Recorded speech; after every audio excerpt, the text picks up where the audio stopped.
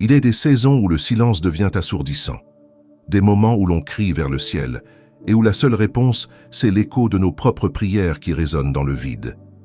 C'est dans ces instants-là que la foi est la plus douloureuse. Pas parce qu'on doute de l'existence de Dieu, non, mais parce qu'on ne comprend pas pourquoi il ne répond pas, pourquoi il se tait, pourquoi, alors qu'on ploie sous le poids de l'épreuve, il ne dit rien. Le silence de Dieu ne ressemble à aucun autre. Il est ce voile invisible qui semble nous séparer de sa présence, cette barrière impalpable entre notre douleur et son secours. On scrute le ciel, les Écritures, les murmures du vent, mais rien. Pas un signe, pas une consolation tangible, seulement l'attente, le vide et ce silence. Ce silence qui serre le cœur comme une main invisible. Mais si ce silence n'était pas un abandon, si au contraire il recelait un mystère sacré, une profondeur que seuls ceux qui l'ont traversé peuvent comprendre. Dans ce désert spirituel, là où les larmes deviennent des prières muettes, Dieu ne dort pas. Il ne nous ignore pas. Il œuvre en silence dans l'ombre de notre incompréhension. Prenons un instant pour imaginer Job, cet homme juste, loyal à Dieu, fidèle malgré tout. En un jour, il perd tout, ses biens, ses enfants, sa santé. Ses amis l'accusent, sa femme l'encourage à abandonner sa foi.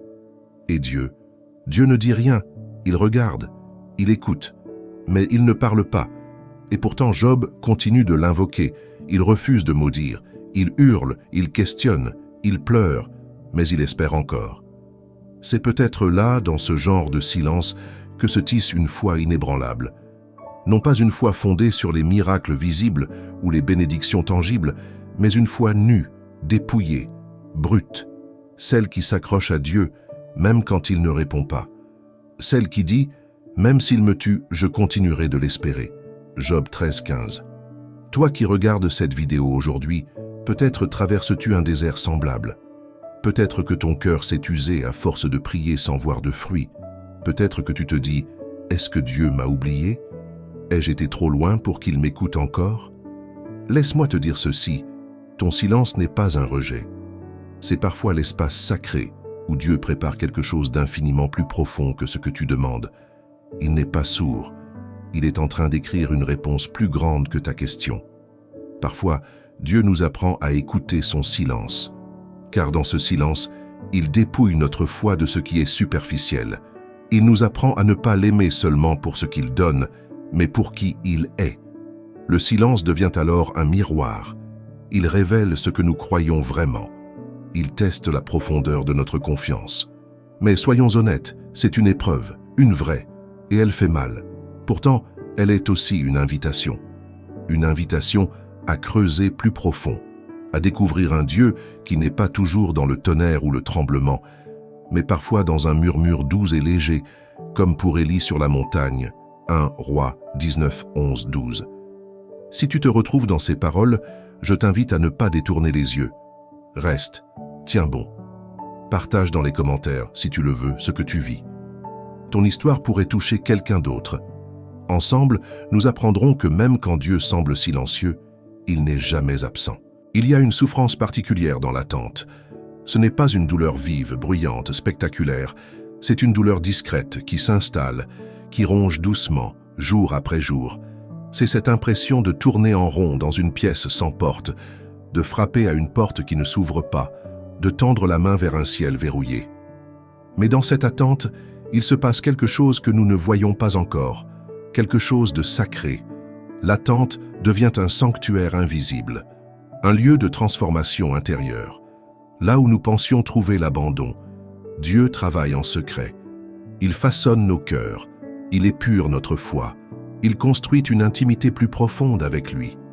Car c'est dans le manque que l'on comprend la valeur de sa présence. Et c'est souvent dans le silence que naît la plus grande révélation. Dans Jean 11, nous voyons cette scène bouleversante. Lazare est malade. Ses sœurs, Marthe et Marie, envoient un message urgent à Jésus. « Seigneur, celui que tu aimes est malade. » Mais Jésus ne vient pas tout de suite. Il attend. Il reste encore 2 jours là où il est. Pour nous, cela semble cruel. Pour elle, cela ressemblait à de l'indifférence. Pourtant, Jésus disait cette maladie n'est pas pour la mort, mais pour la gloire de Dieu. Le silence de Dieu n'était pas un refus, mais une mise en scène divine. Il attendait non pas pour punir, mais pour glorifier son nom. Il savait que le miracle serait plus grand, plus éclatant, plus fort, s'il venait au moment où l'espoir humain serait mort. Parce que là, la foi ne s'appuie plus sur ce qu'elle voit, mais sur ce qu'elle croit, même dans l'obscurité. Et toi, dans ton attente, tu ne vois peut-être rien. Tu as l'impression que Dieu t'a laissé tomber.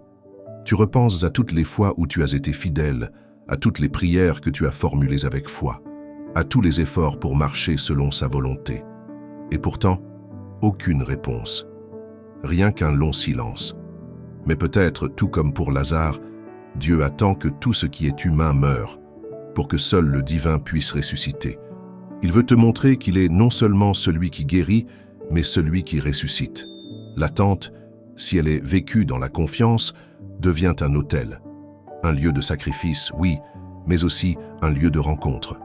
C'est là que l'on se dépouille de ses illusions, que l'on laisse tomber les faux espoirs, les attentes charnelles. C'est là que l'on rencontre Dieu pour ce qu'il est, pas seulement pour ce qu'il peut donner. C'est là que la foi devient maturité. Et puis, il y a ce silence qui guérit, paradoxalement. Celui qui nous oblige à regarder en nous, à affronter les blessures non cicatrisées, les deuils non faits, les colères non exprimées. Parfois, Dieu se tait pour que nous puissions entendre notre propre cœur et ainsi le laisser en guérir les blessures cachées. Ésaïe 30, 15 dit « C'est dans le calme et la confiance que sera votre force. » Le calme, ce mot que l'on fuit, que l'on redoute. Car le calme révèle le vide. Mais c'est dans ce vide que Dieu parle le plus fort, non pas par des paroles, mais par une présence silencieuse, dense, réelle. Alors ne redoute plus l'attente. Elle est peut-être la matrice de ta délivrance, le berceau de ton prochain miracle. Garde les yeux levés. Même si tu ne vois rien, Dieu est en chemin. Et quand il apparaîtra, ce ne sera pas avec un retard, mais avec un plan parfait, ajusté à ton cœur et à son dessein. Le désert. Ce mot évoque l'aridité, la solitude, le vide. C'est un lieu sans repère, sans chemin balisé, sans voie pour nous orienter. C'est souvent là que le croyant se retrouve lorsque Dieu semble silencieux. Et pourtant, c'est aussi dans ce lieu dénudé que Dieu a formé ses plus grands serviteurs. Abraham, Moïse, Élie, David, Jésus lui-même. Tous sont passés par le désert. Tous y ont connu l'angoisse du silence, mais aussi la profondeur de la rencontre. Le désert n'est pas un lieu de punition, il est un lieu de formation. Ce n'est pas un oubli de Dieu, mais un appel à une foi plus grande. Lorsque tout bruit s'arrête, que tout soutien disparaît, que toute lumière s'éteint, il ne reste plus qu'une chose, la parole que Dieu a déjà prononcée. Et cette parole, si elle est gardée dans le cœur, devient un roc sous les pieds tremblants. Souviens-toi d'Israël dans le désert. 40 ans à marcher, à espérer, à douter, à se relever. Et pourtant, pendant tout ce temps, leurs vêtements ne s'usaient pas, leur pain tombait du ciel, et l'eau jaillissait du rocher. Dieu était là, silencieux parfois, mais présent. Il guidait la nuée le jour et la colonne de feu la nuit. Ce peuple ne comprenait pas toujours ses voies, mais il ne les abandonnait jamais. Le désert, c'est l'école de la dépendance, là où tu ne peux plus compter sur tes propres forces. Là où tu découvres que la prière n'est pas seulement une requête, mais une respiration, que la louange n'est pas qu'une chanson, mais une ancre, que la foi n'est pas un confort, mais un combat. Lorsque tu es dans ce désert intérieur, tu commences à comprendre que le silence de Dieu n'est pas un vide, mais une invitation. Une invitation à te souvenir, à repasser dans ton cœur les œuvres de sa main, les promesses de sa bouche. Tu apprends à ne pas vivre selon tes émotions, mais selon sa vérité. Tu apprends à marcher non par la vue, mais par la foi. David, dans les psaumes, a crié plus d'une fois « Jusqu'à quand, Éternel? M'oublieras-tu sans cesse ?» Psaume 13. Et pourtant, même au cœur de ses lamentations, il termine souvent par « Mais moi, je me confie en ta bonté ». C'est là, dans l'obscurité, que la foi brille le plus. Elle n'a plus besoin de preuves, seulement de la mémoire fidèle de ce que Dieu a déjà accompli. Et n'oublions pas Jésus. Avant de commencer son ministère, il fut conduit par l'Esprit dans le désert. Là, il a jeûné 40 jours. Là, il a été tenté. Et là, dans le silence, il a répondu avec la parole. Il n'a pas attendu une voix audible du ciel pour résister. Il s'est appuyé sur ce que Dieu avait déjà dit. Toi aussi, tu es peut-être dans un désert.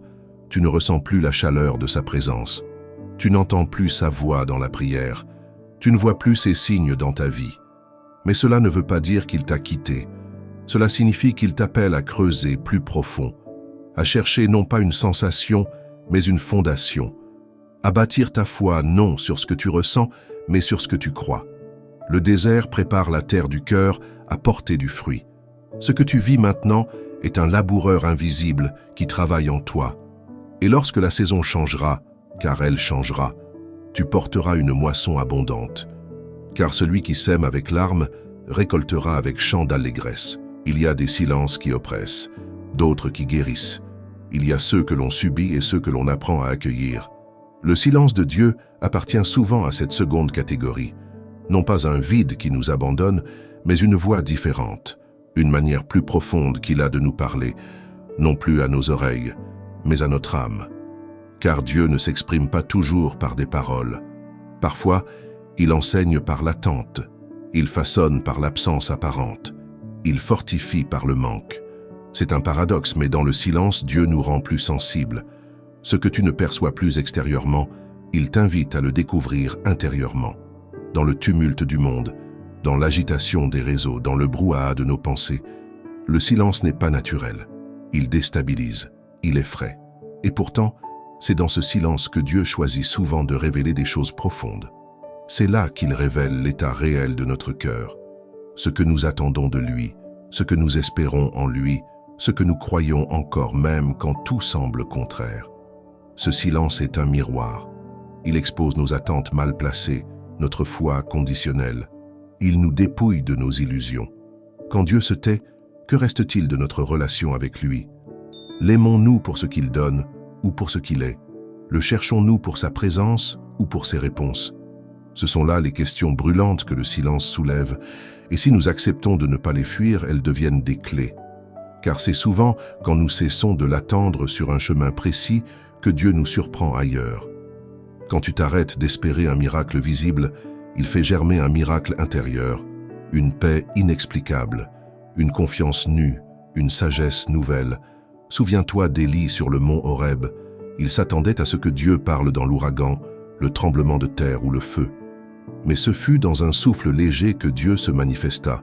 1 Rois 19, 11, 12.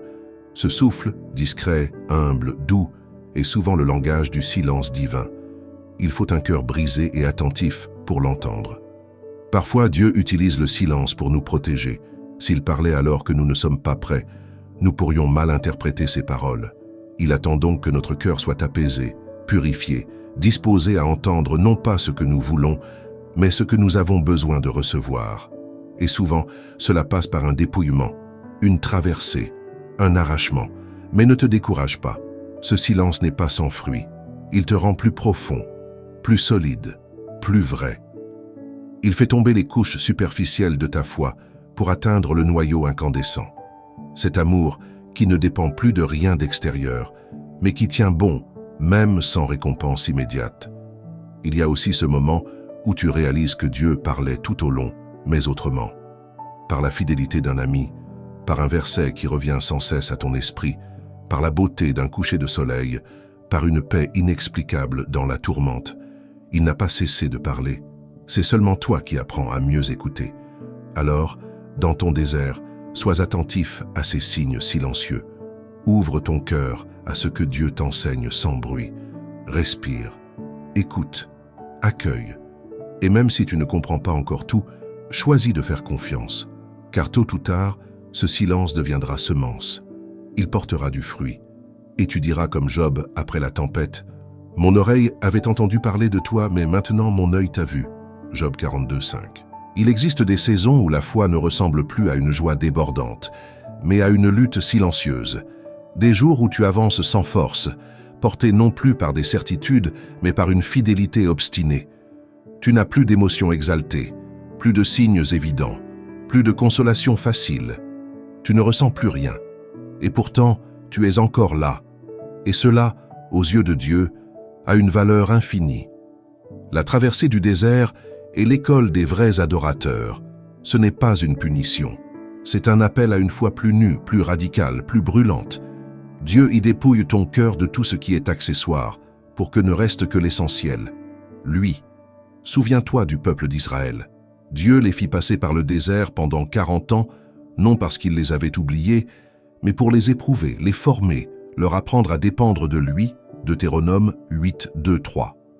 Dans le désert, ils n'avaient rien d'autre que la manne du ciel chaque matin, l'eau qui coulait d'un rocher, et la présence mystérieuse d'une colonne de feu ou de nuée.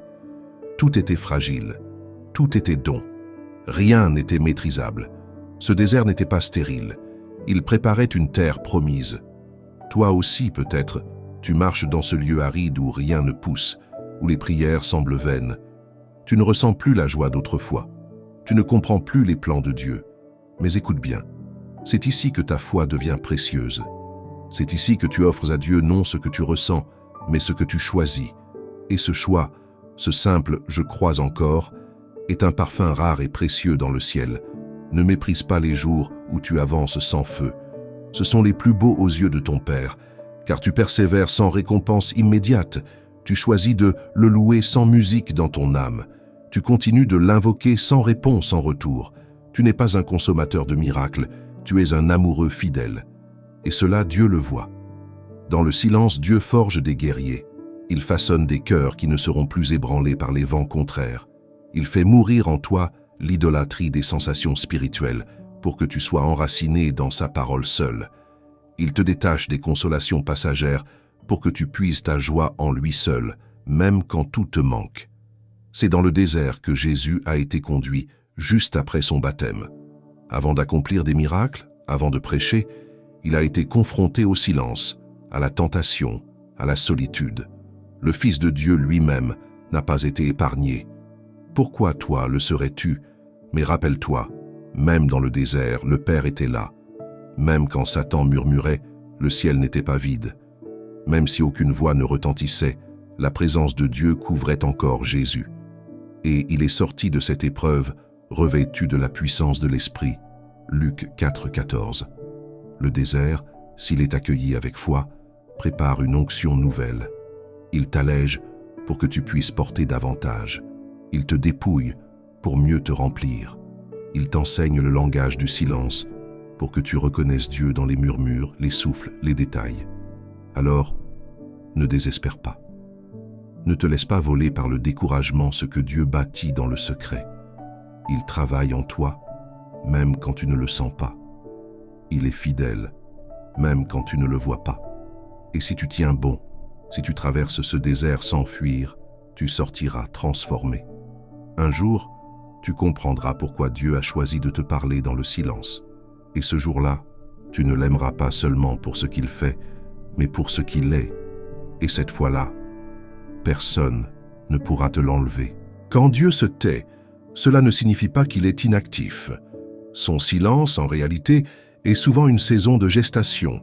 C'est dans le silence que se préparent les plus grandes transformations, comme une graine enfouie dans la terre noire, invisible, oubliée, pourtant en train de mourir pour mieux germer. Il y a des changements que Dieu opère en toi, non pas dans l'effervescence des miracles, mais dans l'immobilité, dans l'attente, dans les nuits sans réponse. Ces moments où tu ne comprends pas, où tu voudrais fuir, mais où tu restes, malgré tout. Ces instants sont féconds. Ce sont eux qui bâtissent en toi la maturité spirituelle. Les disciples, après la crucifixion, ont connu ce silence pesant. Leur maître était mort, le tombeau était scellé. Aucun message du ciel, aucune voix, juste l'attente angoissante du sabbat. Mais c'est dans ce silence que s'opérait le plus grand miracle, la victoire sur la mort. Comprends bien ceci. Le silence de Dieu n'est jamais vide. Il est rempli de son œuvre cachée. Il agit dans les coulisses de ton âme, là où tes yeux ne voient pas encore. Il nettoie, il restaure, il redirige. Il t'éloigne parfois de certaines voies sans que tu le saches, simplement parce qu'il ne répond pas. Son absence apparente t'oblige à creuser plus profond, à désirer plus fort, à chercher avec plus d'humilité. Regarde Job. lui qui fut fidèle au milieu de la douleur et du silence céleste. Il criait « Pourquoi ?» mais ne recevait aucune réponse. Ce silence n'était pas du mépris, c'était une invitation, une mise à nu, une purification. Et lorsque Dieu lui répondit enfin, ce ne fut pas par des explications, mais par une révélation, une présence si puissante que Job n'eut plus besoin de comprendre. Il dit simplement « Mon oreille avait entendu parler de toi, mais maintenant mon œil t'a vu. » Job 42:5. Voici ce que Dieu veut accomplir en toi. Il ne veut pas seulement que tu connaisses des doctrines sur lui, il veut que tu le rencontres. Et cette rencontre souvent passe par la nuit, par ce silence long, dur, parfois insupportable, où il te façonne en profondeur. Les fruits du silence de Dieu sont subtils, mais puissants. Tu deviens plus sensible à la voix du Saint-Esprit. Tu apprends à discerner sa volonté, non pas dans les tonnerres, mais dans les soupirs de ton cœur. Tu n'es plus esclave de tes émotions, mais conduit par la foi. Tu ne dépends plus des miracles, mais de la fidélité de sa parole. Tu développes aussi une compassion nouvelle. Car ayant traversé le désert, tu peux consoler ceux qui y marchent. Tu deviens une source de vie pour les autres. Ton témoignage n'est plus théorique, mais réel. Tu as goûté à la douleur, à la soif, à l'incompréhension, et tu as survécu. Mieux encore, tu as grandi. Et quand Dieu recommencera à parler, ce sera plus fort, plus clair, plus profond. Tu comprendras alors que le silence était une langue que tu ne comprenais pas encore. Une langue d'amour, une langue de feu, une langue de transformation. Oui, Dieu parle même quand il se tait. Il parle en t'élevant intérieurement. Il parle en t'épurant. Il parle en t'enseignant le repos. Il parle en t'ancrant solidement dans son amour, indépendamment de ce que tu vois ou ressens. Alors même si tout semble immobile, reste. Même si les prières n'ont pas de réponse, persévère. Même si ton cœur doute, espère. Car bientôt, tu verras les fruits de ce silence. Et tu comprendras que Dieu ne t'a jamais abandonné, il t'a préparé. Et puis un jour, sans crier gare, le silence se brise, comme l'aube qui perce une nuit interminable, comme une pluie douce qui tombe sur un sol craquelé. Tu n'as rien fait de plus, tu as simplement tenu bon, tu n'as pas renoncé. Et soudain, une parole, un signe, une paix, un souffle de Dieu. Il ne vient pas toujours avec éclat. Ce n'est pas toujours une vision céleste ou une voix audible. Parfois, c'est une vérité biblique qui s'éclaire. Une phrase lue 1000 fois, mais qui, là, touche ton âme comme une flèche. C'est un chant qui réveille quelque chose en toi. C'est un frère ou une sœur qui prononce, sans le savoir, exactement ce dont tu avais besoin. Ce n'est pas que Dieu recommence à parler, c'est toi qui recommences à entendre. Tu as changé. Tu n'es plus la même personne qu'au début du désert. Ton cœur est devenu plus souple, plus sensible. Tu discernes la voix du bon berger. Tu sais maintenant reconnaître sa main, même quand elle est cachée. Tu sais attendre, espérer, persévérer. Tu n'es plus un enfant spirituel qui a besoin de ressentir pour croire. Tu es devenu un fils, une fille, enraciné dans l'alliance. Et Dieu, dans sa bonté, confirme ton endurance. Il t'ouvre des portes que tu croyais fermées à jamais. Il restaure des relations que tu pensais perdues. Il guérit des blessures profondes. Il t'emmène plus loin, plus haut. Pas pour t'impressionner, mais parce qu'il t'a jugé les près hauts. Rappelle-toi de Joseph, trahi, vendu, oublié, emprisonné pour un crime qu'il n'avait pas commis. Il aurait pu croire que Dieu l'avait abandonné. Pourtant, c'est dans ce silence, dans cette prison obscure, que Dieu a préparé un libérateur pour l'Égypte. Le silence n'était pas l'absence de Dieu, c'était son laboratoire secret. Et quand le temps fut venu, la parole de Dieu l'éleva. Psaume 105, 19. Toi aussi, tu es peut-être dans cette salle d'attente. Ce moment où rien ne semble avancer, où les prières s'accumulent sans réponse. Mais sache-le, Dieu ne t'a pas oublié. Il travaille, il écrit l'histoire. Et un jour, tu comprendras pourquoi il t'a fait passer par ce silence. Tu verras la beauté du puzzle que tu ne voyais qu'en pièces détachées. Et quand tu regarderas en arrière, tu ne maudiras plus le silence. Tu le béniras, car c'est lui qui t'a appris à tenir ferme. C'est lui qui a purifié ta foi. C'est lui qui a révélé ce que tu étais vraiment. Et c'est dans ce silence que tu as trouvé quelque chose d'inestimable. la présence de Dieu, même sans les réponses. Alors aujourd'hui, si tu es dans cette vallée, ne perds pas courage. Ne confonds pas le silence de Dieu avec son abandon. Il est là, présent, à l'œuvre. Et bientôt, tu entendras sa voix de nouveau. Une voix douce, puissante, aimante. Une voix qui dit « J'ai toujours été là ». Et tu répondras comme Samuel « Parle, ton serviteur écoute ».